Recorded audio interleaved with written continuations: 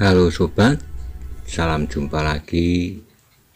Melanjutkan kisah Nogososro dan Sapu Inten untuk sobat semua.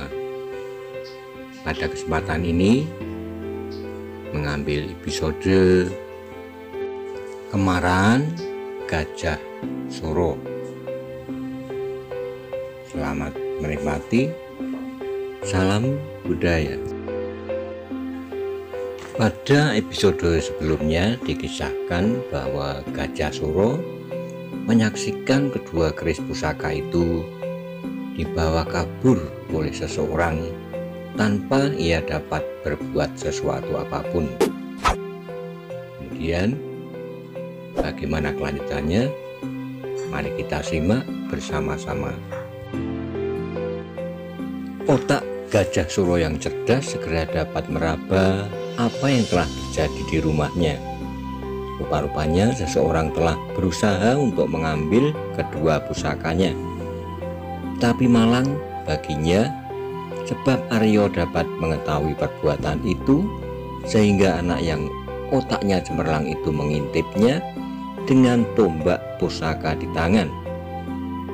Rupa-rupanya pada saat ia keluar dari ruang tidurnya, Aryo telah menusuk dada orang itu dengan Kyai Banca. Tetapi meskipun demikian, orang yang sudah pasti bukan orang sembarangan itu dengan sisa tenaganya yang sudah lemah berhasil menghantam Aryo, sehingga Aryo terlempar dan terbanting membentur dinding. Pada saat itulah datang orang ketiga yang dengan kecepatan seperti cahaya kilat berhasil merampas kedua pusaka itu. Api kemarahan yang membentur dinding perasaan Gajah Suro itu tidak lagi dapat dibendungnya. Karena itu, dengan gerak yang seolah-olah tak dikuasainya sendiri, ia meloncat terjun dari atap rumahnya. Dengan tangkasnya ia meloncat sambil berlari. Tangannya menggapai tombak pusakanya dan menarik dari tangan Aryo. Langsung keluar halaman dan sekaligus meloncat ke punggung kudanya. Maisojenar dapat menangkap apa yang bergolak di dalam dada sahabatnya, sebab memang ia pun mempunyai rabaan yang sama pada kejadian yang baru saja berlalu. Karena itu ia dapat menduga kemana Gajah Suro akan pergi. Pastilah ia akan melihat apakah Pandan Alas masih ada di antara Ringun Gurung dan bertempur dengan Pasingsingan, ataukah Pandan Alas itu sudah tidak berdaya lagi. Maka tanpa berpikir lagi, ia pun meloncat ke atas punggung kudanya dan menyusul Gajah Suro. Wonomerto yang meskipun dapat mengambil kesimpulan yang sama atas kejadian yang disaksikannya, namun ia sama sekali tidak mengetahui tentang orang yang berjubah abu-abu yang telah dilihat oleh Gajah Suro dan Maisojenar di tengah alun-alun. Karena itu ia menjadi bingung dan tidak tahu apa yang akan dilakukan. Untunglah sebelum berangkat Maisojenar sempat berkata kepadanya, "Paman Wonomerto, paman tidak perlu ikut bersama kami. Jagalah rumah ini baik-baik, mungkin ada suatu perkembangan keadaan. Aduklah seluruh halaman rumah ini, meskipun kemungkinan untuk menemukan hantu itu tipis sekali." Setelah itu Maisojenar nyapulah di atas punggung kuda abu-abu yang berlari dengan derap yang gemuruh seperti badai mengejar Gajah Suro dengan kuda putihnya. Jarak antara rumah Gajah Suro dan pohon beringin yang berdiri tegak di alun-alun, yang seakan-akan tidak peduli atas apa yang sudah terjadi di sekitarnya, tidaklah begitu jauh. Karena itu dalam waktu yang singkat mereka berdua telah berhasil mendekati Ringin Gurung itu. Maka mereka menjadi terkejut dan heran tak habis-habisnya ketika dari jarak yang sudah agak dekat mereka masih melihat dua bayangan yang berloncat-loncat dan melontar ke sana kemari. Di antara sepasang beringin itu, di sana masih jelas dapat disaksikan Pasing Singan dan Ki Ageng Pandan Alas bertempur. Bahkan semakin sengit, tetapi jubah yang dipakai oleh orang yang menyambar kedua keris pusaka itu tepat benar dengan jubah yang dipakai oleh Pasing Singan. Benarnya dalam keadaan yang biasa, Gajah Suro akan dapat mempertimbangkan bahwa tidak mungkin dalam satu saat Pasing Singan dapat berada di dua tempat dan melakukan dua pekerjaan sekaligus. Tetapi pada saat itu, karena kemarahannya yang meluap-luap, ia membutuhkan wadah untuk menumpahkannya. Satu-satunya kemungkinan sebagai tempat penampungan kemarahan Gajah Suro adalah Pasing Singan yang sedang bertempur dengan Pandan Alas. Meskipun ia tahu bahwa Pasing Singan bukan lawannya, karena orang itu memiliki ilmu yang sejajar dengan Ki Ageng Surodipoyono, namun sama sekali Gajah Suro sudah tidak mampu lagi membuat pertimbangan-pertimbangan. Karena itu dengan otak yang buntu, ia memacu kudanya habis-habisan, langsung mengarah kepada kedua orang yang sedang bertempur itu dengan Kiai Bancak siap di tangan. Melihat sikap Gajah Suro yang seolah-olah tidak dapat terkendali itu, Maiso Jenar menjadi cemas.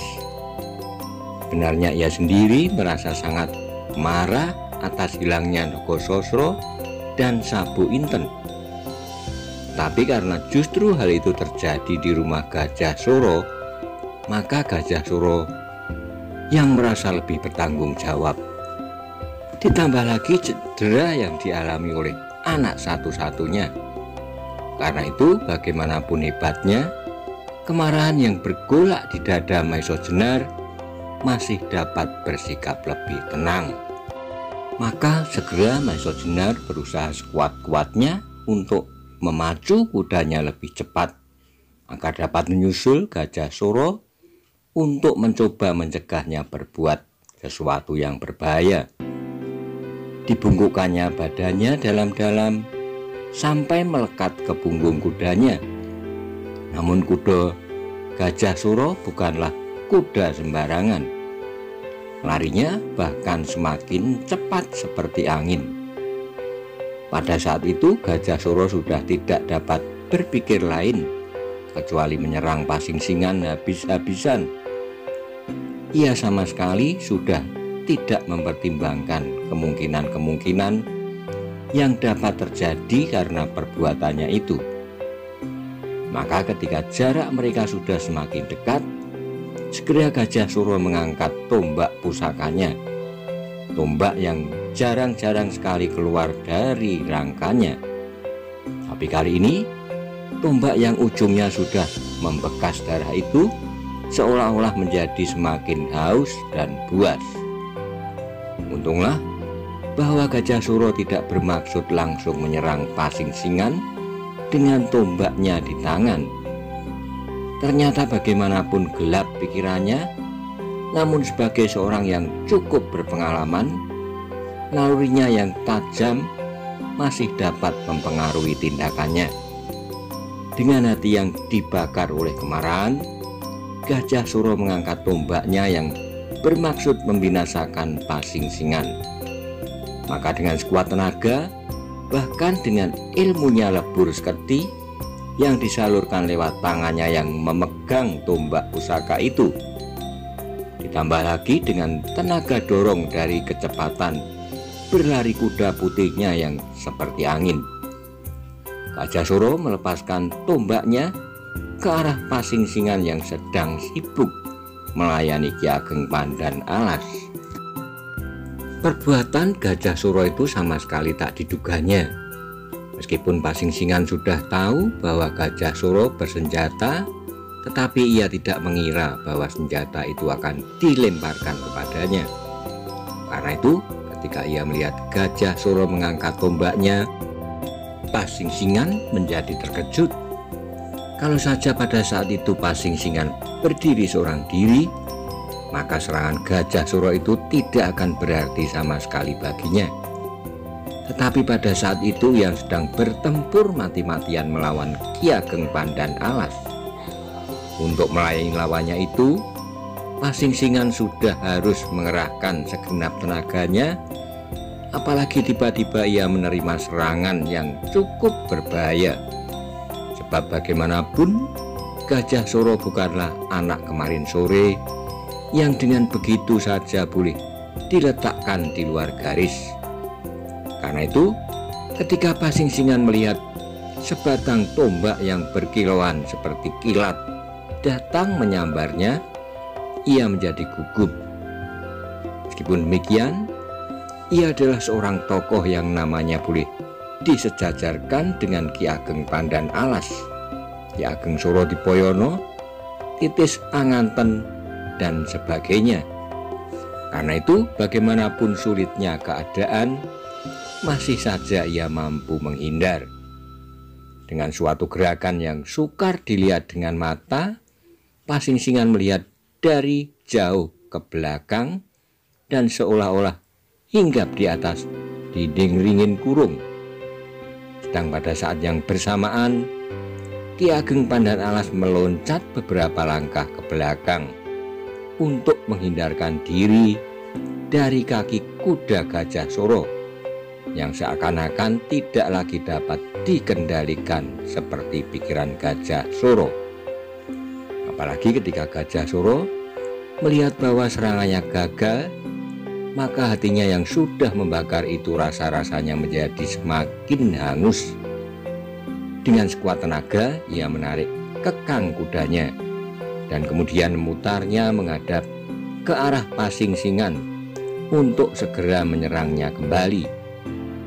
Meskipun ia kini sudah tidak bersenjata, namun di telapak tangannya masih tersimpan aji lebur seketi.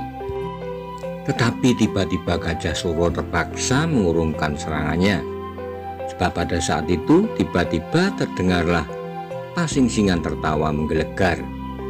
Meskipun suara tertawanya tidak begitu keras, getarannya memukul-mukul seperti akan memecahkan dada. Ternyata meskipun tombak Gajah Suro tidak mengenai tubuh Pasingsingan, tetapi karena keadaan yang sulit, Pasingsingan agak terlambat menghindar, sehingga tombak yang menyambarnya itu menyobek jubah abu-abunya. Karena itu ia merasa terhina sekali oleh seorang anak-anak saja. Maka ia menjadi marah sekali dan terlontarlah kemarahannya itu lewat suara tertawanya yang mengerikan. Maiso Jenar yang pada saat itu telah sampai pula ke tempat itu segera menghentikan kudanya dan memusatkan segala kekuatan batinnya untuk melawan pengaruh suara tertawa Pasingsingan yang mengerikan itu. Tapi suara tertawa itu ternyata tidak segera berhenti, malah semakin berkepanjangan dan merupakan serangan-serangan yang datang bertubi-tubi dengan dahsyatnya. Ia pernah mendengar Loiju menyalurkan kesaktiannya lewat suara tertawa yang menggeletar, sehingga memerlukan daya perlawanan yang kuat untuk tidak jatuh ke dalam pengaruhnya yang berbahaya. Tetapi suara tertawa Pasingsingan yang tidak begitu keras itu mengandung tenaga kesaktian yang jauh lebih hebat dari suara Loiju. Karena itu baik Maiso Jenar maupun Gajah Suro pada saat itu harus mengerahkan segenap daya kekuatan batinnya untuk melawan pengaruh suara itu.